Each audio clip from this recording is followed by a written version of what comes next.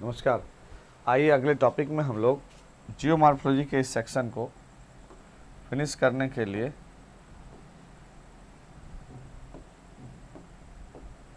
एक और important topic है रॉक। रॉक से भी आपके लिए क्वेश्चन जरूर रहता है एग्जाम में, उसको भी आप ध्यान रखें। तो सबसे पहले लाइट को कवर करने के लिए मुझे लग रहा है लगाना पड़ेगा। हाँ, अब ठीक लग रहा है, आप जान ही रहे ना। तो आप ध्यान दें, कोई भी पूछे व्हाट इज रॉक, क्या होता है रॉक, तो आप यही कहेंगे कि अर्थ क्रस्ट पे जितनी भी प्राकृतिक मटेरियल दिखाई दे रहा है वो चाहे हार्ड हो, चाहे सॉफ्ट हो, चाहे परमिबल हो या इम्परमिबल हो, यानी कि कठोर हो, मुलायम हो, परवेश्य हो या अपर्वेश्य हो, इन सभी को क्या बोलते हैं? चट्टान बोलते हैं। यानी कि सब कुछ चट्टान से ही बना हुआ है, जो प्राकृतिक रूप से एक कहा जाए कि अलग अलग एलिमेंट्स, अलग अलग मिनरल्स, अलग अलग मैटर के रूप में अर्थ सरफेस पे फैला हुआ है ना। तो रॉक पृथ्वी का क्रस्ट जिन पदार्थों से मिलकर के बना हुआ, उसमें सॉफ्ट, हार्ड, हर तरह के रॉक हो सकते हैं। आइए सबसे पहले रॉक की ओरिजिन कैसे होती है ध्यान दीजिएगा।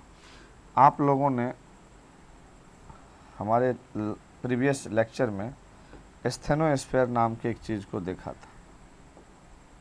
ये स्टेनोस्फेयर है,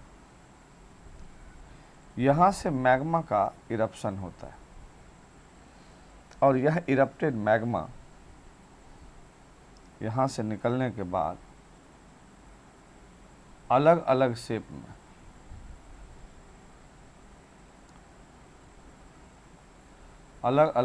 में अर्थ के इंटीरियर पार्ट में जम जाती है। ये पहला शेप देख रहे हैं। दूसरा शेप आप देखिए, इसमें जम गया ऐसे, ये मैग्मा जम गया। जमने के बाद ये डार्क हो जाती है, ब्लैक कलर की, जिसको लावा बोलते हैं। तो आप ये भी ध्यान रखें, ये देखिए ये भी जम गई मैग्मा इस कदर से।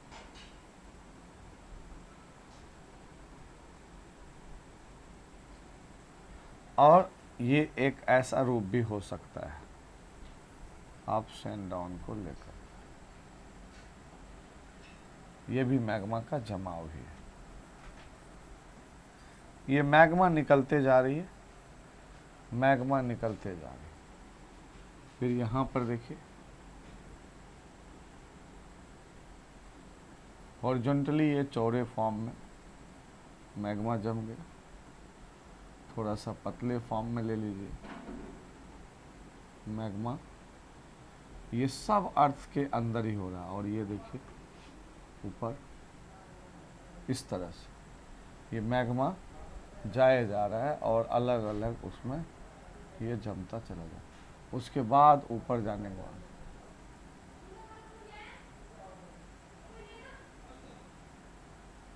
ये देखिए, इसको भूलना नहीं है। यहाँ पर है आपका अर्थ सरफेस, ये इंटीरियर पार्ट। अब हमने जो ये लाल लाल लग रहा है बनाए हैं, इसको कैसे आप इमेजिनेशन में लाएंगे। अर्थ इंटीरियर में कहा जाता है स्टेनोस्फेयर से मैग्मा का इरप्शन जब होता है तो वह अर्थ के इंटीरियर पार्ट में भी और एक्सटीरियर पार्ट में भी, यानी इंट्यूसिव फॉर्म में भी और एक्टिवसिव फॉर्म में भी, दोनों फॉर्म में वह ठंडा होकर के और लावा का रूप ले लेती है, जो लावा ब्लैक कलर का होता है। मैग्मा रेड कलर का होगा, लावा किस कलर का हो जाएगा? ब्लैक कलर का। लेकिन अर्थ के इंटीरियर में जो अलग अलग शेप बनते हैं, इग्नियस रॉक जिसको बोलते हैं, उस मैग्मा के अलग अलग शेप को हम अलग अलग नाम से एग्ज़ाम में आते हुए देखे हैं और हम चाहेंगे कि आप वहाँ आराम से मज़े से बता सकें।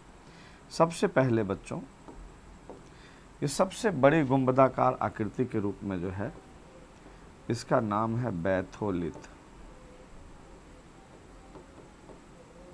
ये जो बैथोलिथ है, यह बैथोलिथ ऐसे समझिए कि एक ऐसा गुंबद शेप है जिसके नीचे बैठ करके लिख सकते हैं, ऐसे याद रखिए मजाक में, बैथोलिथ है ना, बैठ के लिख, थोड़ा तोतला हो जाएंगे, अंदर है तो होना ही पड़ेगा। और ये देखिए ये कढ़ाई शेप में है बिल्कुल ही, कोई चीज़ लेप ओप लगाना हो तो आप कढ़ाई में मेहंदी जैसे उबालते हैं ना, गांव में ज़्यादा होता था ये, तो ये देखिए इसको बोल देंगे लोपोलिथ, लेपोलिथ बोल दीजिए, नाम थोड़ा बिगाड़ लेंगे क्या होगा। और ये कैप शेप में आ गया, अगर आपको लुक चेंज करना होगा तो कैप शेप में लोकोलिथ, लोपोलिथ, लेकोलिथ। अब उसके बाद आ जाता है, ये देखिए किसी भी चीज़ को जब हम फेंकते हैं तो वो अप्स एंड डाउन में ही ऐसे करते हुए आगे बढ़ता है। इसको ले लीजिए फैकोलिथ,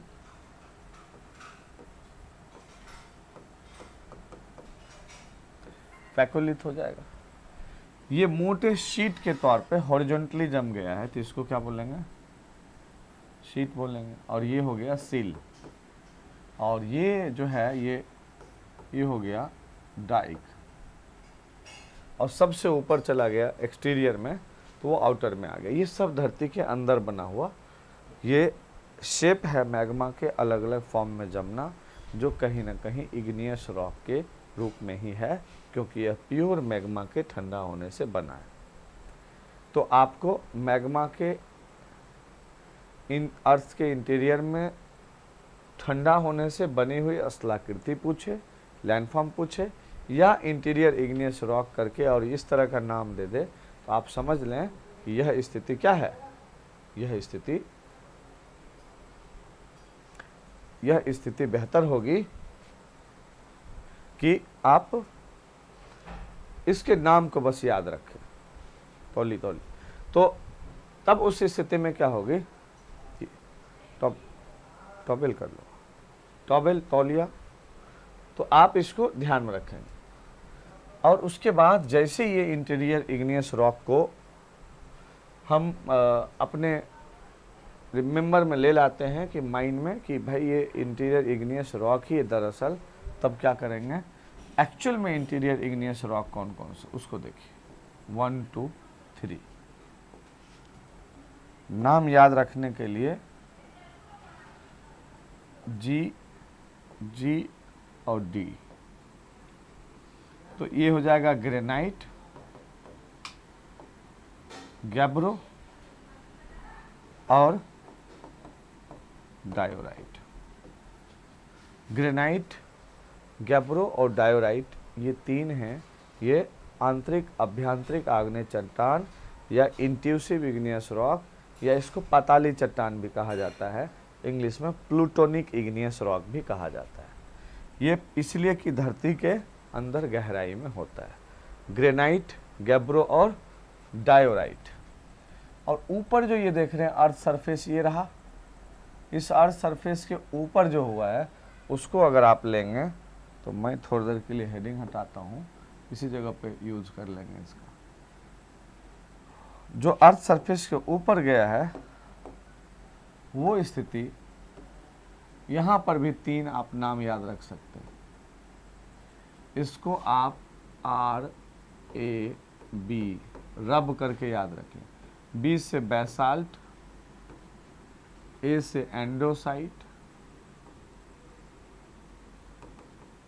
और R से रायोलाइट। ये तीन हो गया। रब करके याद कर लें, नीचे से बोलेंगे बार करके याद कर लें। ये बाह्य आग्नेय चट्टान कहलाते हैं, ये आंतरिक आग्नेय चट्टान है। एक्सट्यूसिव इग्नियस रॉक, इंट्यूसिव इग्नियस रॉक, ये आउटर इग्नियस रॉक, इसको इनर इग्नियस रॉक, इसको प्लूटोनिक इग्नियस रॉक बोलते हैं, उसको सरफेस इग्नियस रॉक बोलते हैं। जिस नाम से चाहना है आप उसको कर सकते हैं। ये है इग्नियस रॉक। इग्नियस रॉक की पहचान क्या होगा, स्टेनोस्फेयर से निकलने वाले इरप्टेड मूल मैग्मा एक्चुअल मैग्मा के ठंडा होने के बाद जम जाने से जो रॉक बनता है उसे इग्नियस रॉक बोलते हैं। इसलिए इसको फादर रॉक भी कहा जाता है, पेरेंट रॉक भी कहा जाता एक्चुअल चट्टान, एक्चुअल रॉक भी कहा जाता है, ठीक है, रूट रॉक भी कहते हैं, सबकी जड़ में यही है। अब कहा जाता है कि अगर इसकी कुछ खासियत पूछा जाए तो आप क्या बताएंगे। इग्नियस रॉक एक तो मैग्मा से बना हुआ है, इग्नियस रॉक मैग्मा से जमने से बना है, इसलिए इसमें लेयर नहीं पाए जाएंगे, इसमें परत नहीं होंगे, इसमें क्या होंगे, क्रिस्टल होंगे, रवे होंगे।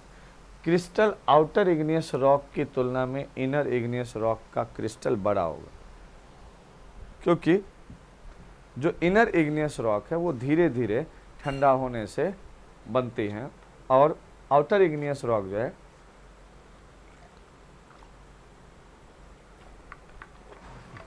वो जो बाहरी फैक्टर्स हैं, वर्षा है, वाटर वेपर है, इन सब के संपर्क में आने से जल्दी ठंडा हो जाता है। अगर इन दोनों में स्ट्रांगनेस पूछा जाएगा तो अंदर वाला ज़्यादा मजबूत होगा, बाहर वाला इसकी तुलना में कम मजबूत होगा। सिलिका क्वांटिटी की भी स्थिति दोनों में अपने अपने हिसाब से अलग अलग पाई जाती है, जिसमें गैब्रो में सबसे ज़्यादा सिलिका की मात्रा पाई जाती है। तो ये सारी चीज़ें आप ध्यान रखेंगे। जिन आग्नेय चट्टानों में सिलिका की मात्रा जितनी अधिक होगी वो उतना अधिक लाइट कलर का होगा, वो उतना अधिक गाढ़ा होगा, ये भी ध्यान रखना है। तो ये आग्नेय चट्टान हुआ।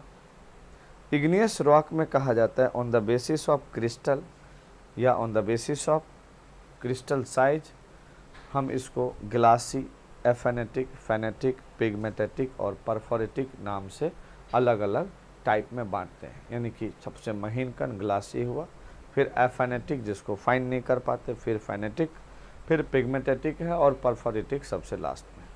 ये सब याद रख लेंगे। इग्नियस रॉक दरअसल मैग्मा का ही जमा हुआ रूप है, इतना रहेगा ध्यान में। अब देखिए क्या हो रहा है। आप मान लीजिए कि ये सरफेस है और जो इग्नियस रॉक एस्थेनोस्फीयर से आकर के सरफेस पे भी जमा था और अंदर में भी जमा था अलग अलग रूप में। यहाँ पर जो स्थिति बनी इस इग्नियस रॉक में क्या होता है, due to high temperature and pressure, यहाँ पर क्या होगा, temperature plus pressure plus rainfall, इन सब के प्रभाव से, आउटर फैक्टर के प्रभाव से इस चट्टान का यहाँ से कटाव होता है। और कटाव होने के बाद, कटाव को क्या बोलते हैं, बोलते हैं weathering plus erosion is equal to denudation. इसको हिंदी में अनाच्छादन बोलते हैं, इसको अपर्दन बोलते हैं, इसको अपक्षय बोलते हैं। इन क्रियाओं के प्रभाव से बच्चों होता क्या है कि यह किसी निचले स्थान पर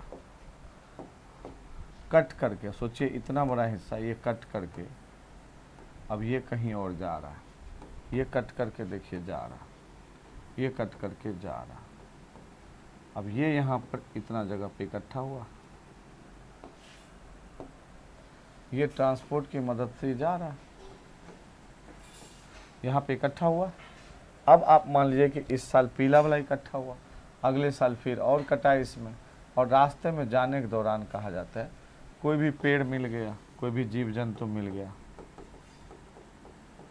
कोई भी मिल गया, सब इसमें दब गया। अगली बार आया दूसरा चीज़ इस पे जमा, उसके अगली बार आया तीसरा चीज़ जमा, ऐसा हजारों लाखों बरस तक होता रहा। फिर चौथा चीज़ जमा, फिर पांचवा जमा, फिर छठा जमा, फिर सातवां जमा। ऐसी स्थिति में ये अलग अलग ये नेचर के चट्टाने यहाँ से कट कट करके अलग अलग रूप में यहाँ जमते गए, और जमने के कारण जो चट्टान बना उसको क्या बोलते हैं, sedimentary rock. Sedimentary rock, thus, just because of sedimentation of eroded material from the igneous rock region gathered together, and after the lithification process, lithification